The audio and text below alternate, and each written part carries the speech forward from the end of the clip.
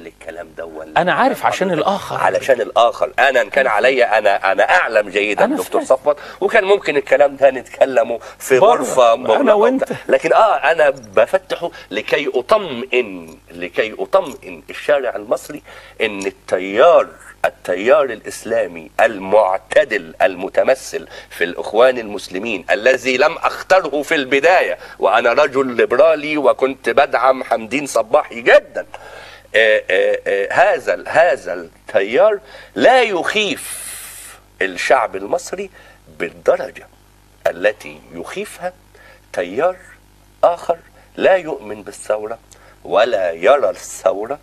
وفي فرق بين اللي جربته وشفته انه وحش، وبين اللي ما جربتهوش.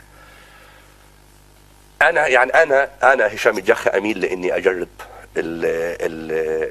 التيار اللي انا ما جربتوش. انا شخصيا اميل لده جدا، وانا شخصيا ادعم جدا في حاله ان ما فيش امامي غير احمد شفيق ومحمد مرسي مع حفظ الالقاب للاثنين.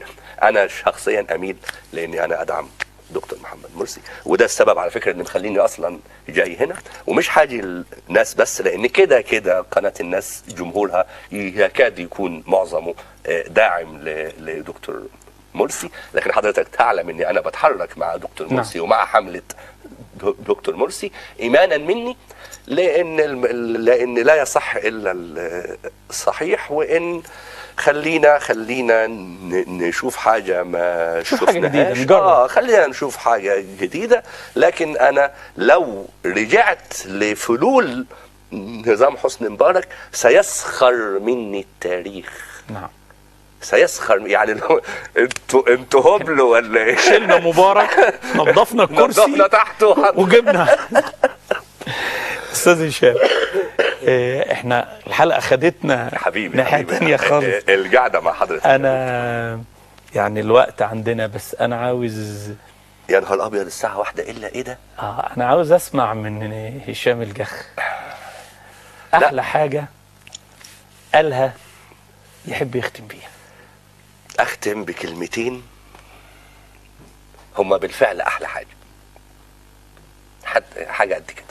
هو الاول في مطلب جماهيري، في مداخلات، بس احنا مش عاوزين ناخد مداخلات. ما احنا علشان الساعه هم عاوزين يسمعوا 3 خرفان. لا 3 خرفان طويله يا دكتور. وماله؟ احنا هنقول لا احنا هنقول كلمتين.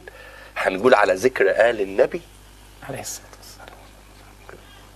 على ذكر آل النبي وقف الكلام معدول. على ذكر آل النبي وقف الكلام معدول. نظرة يا سيدنا العلي سيفك جلي معدول. يا رب عبدك كواه عشق الرسول الله. لا طلبت مال ولا جاه بس اتحشر معدول. عليه الصلاة والسلام. أنا سعيد جدا. أنا اللي فخور يا دكتور صفوت. الله يخليك أستاذ هشام، وربنا يجري الحق دايما على لسانك. اللهم آمين يا رب.